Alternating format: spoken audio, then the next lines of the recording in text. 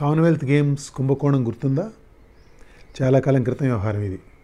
ఎప్పుడో మన్మోహన్ సింగ్ ప్రభుత్వ హయాంలో చోటు చేసుకున్న స్కామ్.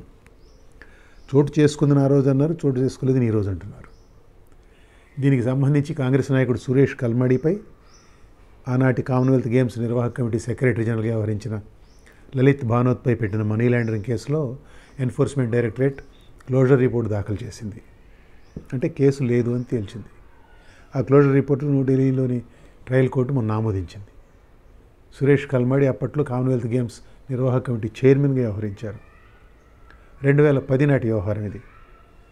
మన్మోహన్ సింగ్ ప్రభుత్వంపై తీవ్రమైన అవినీతి ఆరోపణలు మొదలవుతున్న సమయం.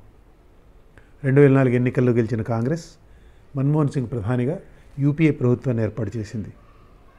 2009 ఎన్నికల్లో కూడా ప్రజలు యూపీఏకే పట్టం కట్టారు. మన్మోహన్ రెండవసారి ప్రధాని అయ్యారు. యూపీఏ 2 పాలన ప్రారంభమైన కొద్ది కాలానికే ప్రభుత్వంపై అవినీతి ఆరోపణల పర్వం మొదలైంది.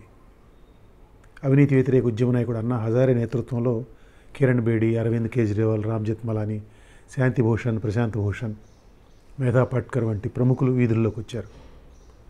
బాబా రామ్దేవ్ సంగతి చెప్పనే అక్కర్లేదు. ఆయన పూర్తిగా శివాలు ఎత్తిపోయారు.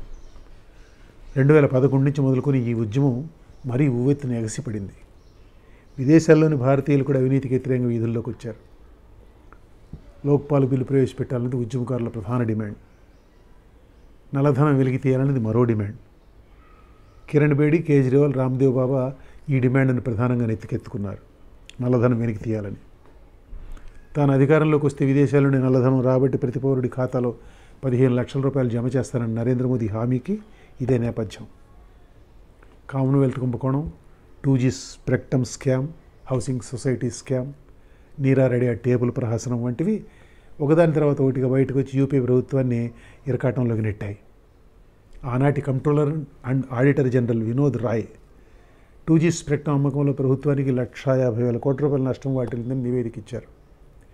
ఆ ఒక్క నివేదికతో వినోద్ రాయ్ దేశంలో పెద్ద హీరో అయిపోయారు. ఆ నివేదిక ఆధారంగా మన్మోహన్ సింగ్ బోన్లో నుంచోవాల్సి వచ్చింది. తర్వాతి కాలంలో ఆ నివేదికలో నిజం పసలేదని తేలిపోయింది. ఆ మేరకు స్వయంగా వినోద్ రాయే కోర్టులో అఫిడవిట్ దాఖలు చేశారు. అప్పటికి ప్రభుత్వం మారిపోయింది. ప్రధాని నరేంద్ర మోదీ ఒకసారి కాదు, రెండోసారి వచ్చారు. 2G స్పెక్ట్రమ్ అభియోగాలను నిరూపించడంలో సిబిఐ ఘోరంగా విఫలమైందంటూ కేసును కోర్టు కొట్టివేసింది. బీజేపీని అధికారంలోకి తీసుకురావడం ఉద్దేశంతో చాలామంది కలిసి కుట్ర పన్నారని, దాని ఫలితమే అన్నా హజారే అవినీతి వ్యతిరేక ఉద్యమని కాంగ్రెస్ ఆ తర్వాతి కాలంలో ఆరోపించింది. వినోద్ రాయ్ నుంచి క్షమాపణలు కూడా డిమాండ్ చేశారు. ఆయన ఇవ్వలేదనుకోండి. అయితే ఆ ఉద్యమ సమయంలో మాత్రం కాంగ్రెస్ పార్టీ నాయకత్వం చేష్టలుడికి పోయినట్లే వ్యవహరించింది. మన్మోహన్ సింగ్ వంటి మచ్చలేని మనిషిని ప్రధానిగా పెట్టుకుని కూడా వారు రామ్దేవ్ బాబాను, అన్నా హజారేను సరిగ్గా ఎదుర్కోలేకపోయారు. కాంగ్రెస్ నేత సురేష్ కల్మడి కేంద్రంగా వచ్చిన కామన్వెల్త్ గేమ్స్ స్కామ్ ఆరోపణలు ఆ పార్టీని చాలా ఇబ్బంది పెట్టాయి. మన్మోహన్ ప్రభుత్వాన్ని, ఢిల్లీలోని షీలా దీక్షిత్ ప్రభుత్వాన్ని బోన్లో నుంచోబెడుతూ భారతీయ జనతా పార్టీ పెద్ద ఎత్తున ప్రచారోద్యమం నిర్వహించింది. అరవింద్ కేజ్రీవాల్ కూడా గొంతు కలిపారు దానికి. ఈ కేసులో కల్మడి 10 నెలల పాటు జైల్లో ఉన్నారు. గేమ్స్ నిర్వహణకు సంబంధించి 2 కాంట్రాక్టులు కట్టబెట్టడంలో అవినీతి చోటు చేసుకుందన్నది ప్రధాన ఆరోపణ ఈ స్కామ్లో.